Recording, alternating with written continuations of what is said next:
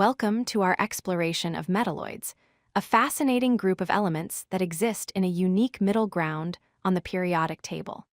These in-between elements display characteristics of both metals and nonmetals, making them some of the most versatile and technologically important elements we use today.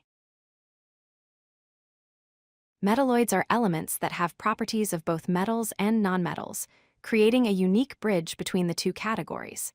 Unlike pure metals that conduct electricity well and bend easily, or nonmetals that are poor conductors and brittle, metalloids fall somewhere in between. This dual nature makes them incredibly valuable in modern technology and industry. There are 7 recognized metalloids on the periodic table. Starting with boron, element number 5, then silicon at number 14, germanium at 32, arsenic at 33, antimony at 51, tellurium at 52, and finally polonium at 84. Each of these elements shares the characteristic property of having both metallic and nonmetallic behaviors. Metalloids are found along a diagonal staircase line that separates metals from nonmetals on the periodic table. This zigzag pattern runs through groups 13 through 16. Their position perfectly reflects their nature, as they literally sit on the boundary between the two major categories of elements, acting as a transition zone. Metalloids display several metallic characteristics.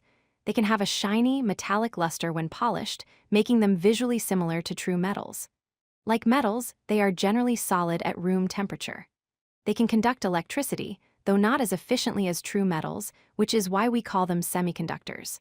However, unlike metals, metalloids are brittle and will break or shatter when struck rather than bending.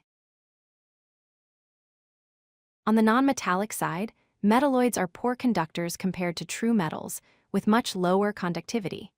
They exhibit a brittle nature, shattering rather than bending under stress, which is typical of nonmetals. Their reactivity varies depending on the conditions and elements they interact with.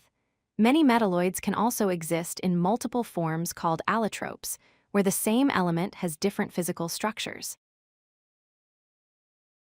Silicon is perhaps the most important metalloid and the second most abundant element in Earth's crust after oxygen. It is absolutely essential for computer chips and all modern electronics, which is why the technology hub in California is called Silicon Valley. Beyond electronics, silicon is used extensively in glass manufacturing, ceramics, and construction materials, making it vital for both the digital age and traditional industries. Metalloids like silicon and germanium are crucial semiconductors that can control electrical current flow.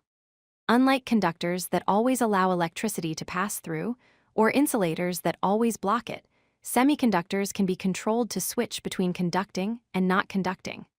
This property makes them the foundation of all modern electronics, including smartphones, computers, and solar panels. Beyond silicon, other metalloids have important applications. Boron is used in detergents, glass production, and as a neutron absorber in nuclear reactors.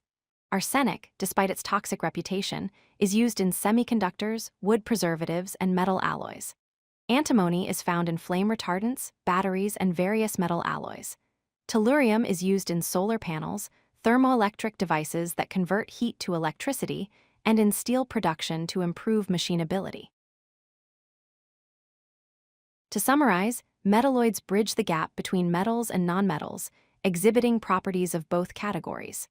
7 elements occupy the staircase line on the periodic table, positioned perfectly between the two major groups. Their semiconducting properties make them absolutely essential for modern technology and electronics. Silicon, in particular, powers the digital revolution, forming the backbone of the entire electronics industry.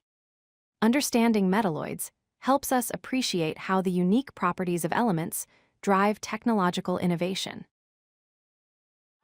If you like this video, hit that like button and don't forget to subscribe.